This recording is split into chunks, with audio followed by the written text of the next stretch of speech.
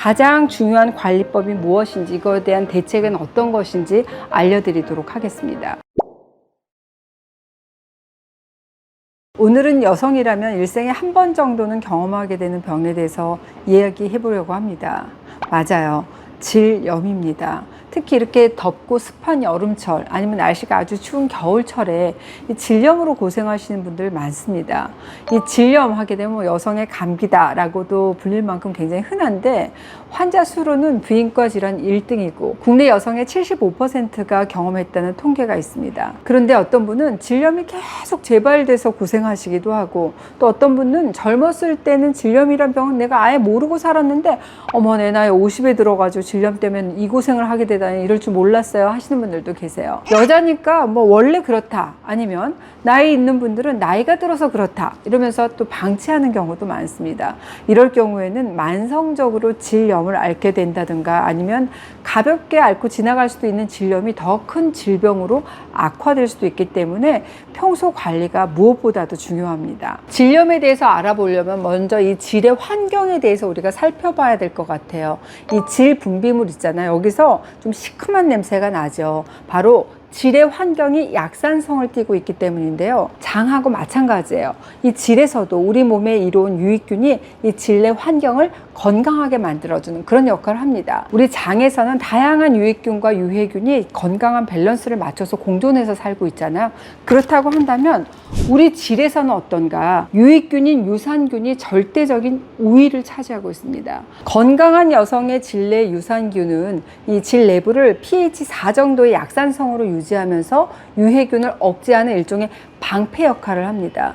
질 유산균은 외부에서 침입할 수 있는 독소라든지 병원균의 증식을 억제하고 질에서 염증이 생기는 것을 이렇게 막아주는 그런 역할을 해요. 그런데 여러 가지 원인으로 이 질 내 환경에 변화가 생기잖아요. 그렇게 되면 점점 유산균의 비율이 줄어들게 되면서 산성도가 깨어지게 되고, 반대로 또 유해균이 계속 늘어나면서 증식할 수밖에 없습니다. 그러니까 질에 염증이 생기는 근본적인 이유는 질 내의 건강한 환경이 어떤 변화로 인해서 손상이 돼서 그 방어력이 좀 약해졌구나라고 이해하시면 좋겠어요. 질 내 환경이 안 좋아지게 되면 병원균의 증식이 더 잘 될 수밖에 없고, 또 병원균이 너무 많게 되면 질 내 세균총의 밸런스가 더 깨지는 악순환이 계속 반복이 될 수밖에 없습니다. 적극적인 치료를 하지 않고 방치하게 되면 계속 악화가 되면서 만성 질염이 계속 재발되는 것도 사실 질 내 환경의 악화 때문이라고 할 수 있습니다. 이렇게 질 내 환경의 악화가 가져오는 질염을 살펴보고 가장 중요한 관리법이 무엇인지, 이거에 대한 대책은 어떤 것인지 알려드리도록 하겠습니다. 첫 번째, 갱년기에 발생하는 위축성 질염입니다. 평생 저는 질염이라는 걸 모르고 살았는데 나이 50이 넘어가지고 간지러워서 갔더니 위축성 질염이래요. 이러면서 심리적으로 굉장히 우울감을 동반하는 경우가 많습니다. 40대 이후부터 여성은 갱년기 그리고 폐경기라는 걸 거치잖아요. 그러면서 호르몬의 급격한 변화를 거칠 수밖에 없어요. 에스트로겐 농도가 감소하면서 이 질 점막이 굉장히 얇아지고, 또 질 주름이라든지 혈관 분포도도 점점 줄어들면서 분비물이 점점 줄어들 수밖에 없습니다. 그러니까 질 건조증이 생기는 거죠. 이게 생기면서 아파요, 통증을 호소하는 분들도 많아지는 게 바로 이 시기라고 할 수 있어요. 질 점막이 건조하게 되면 가벼운 자극에도 염증 그리고 출혈이 쉽게 발생을 하고 세균이 더 잘 침투할 수 있는 조건이 돼요. 위축성 질염의 특징은 질 건조증, 그리고 외음부의 통증, 가려움증이 굉장히 심하고, 분비물을 봤더니 피가 함께 섞여 나오기도 하고, 또 소변을 볼 때 좀 통증을 느껴지는 거, 그걸 특징이라고 할 수 있습니다.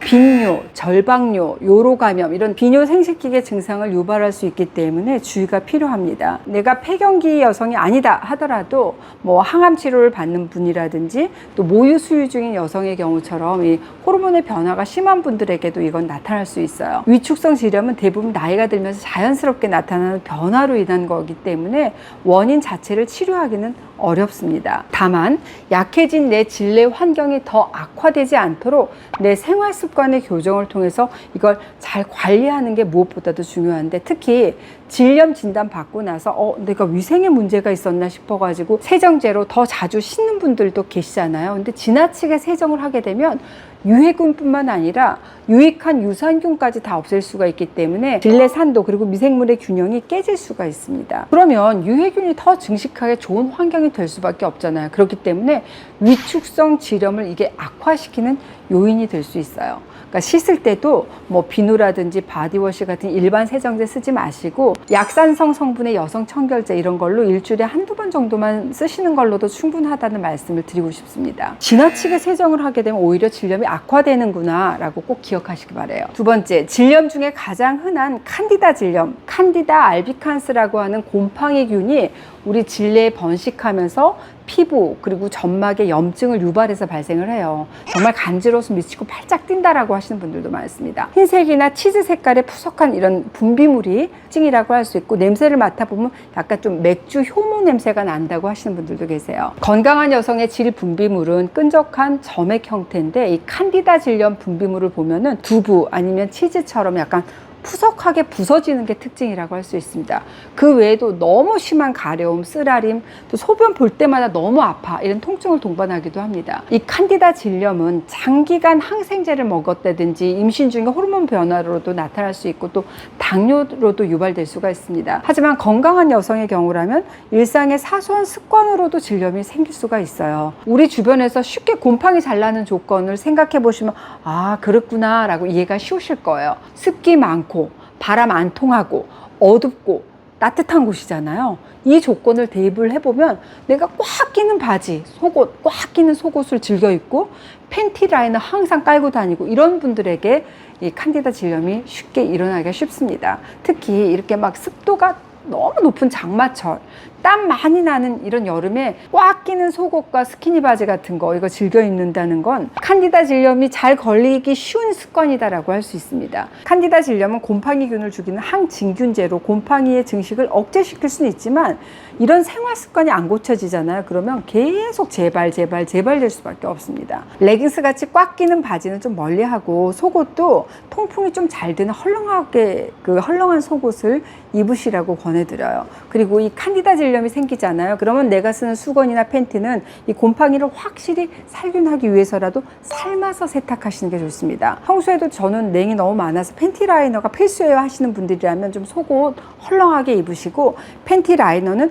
화장실 갈 때마다 갈아주십시오. 그리고 집에서 남의 눈치 필요 없을 때는 팬티 입지 마시고 가급적이면 통풍이 잘 되는 헐렁한 긴 치마를 입는 것도 좋습니다. 칸디다 질염이 자주 생기는 분에게는 통풍 그리고 청결 이게 중요하다는 거 꼭 기억하시기 바랍니다. 세 번째, 세균성 질염입니다.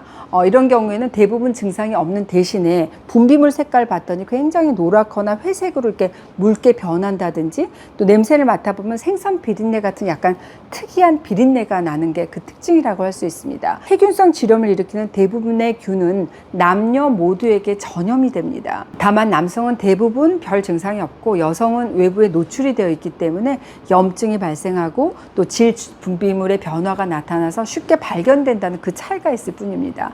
이런 증상이 계속 재발된다 그러면 배우자나 파트너와 함께 검사와 치료를 받으시는 걸 권해드려요. 한쪽만 치료를 받게 되면 재감염이 일어나기가 쉬워서입니다. 근데 정말 안타까운 건 아직도 이 질염을 성병이다라고 생각하시는 분들이 계세요. 사실 이 질염을 일으키는 곰팡이나 세균은 성관계로 전염이 되는 건 맞지만 관계가 있었다고 해서 반드시 감염되는 건 아닙니다.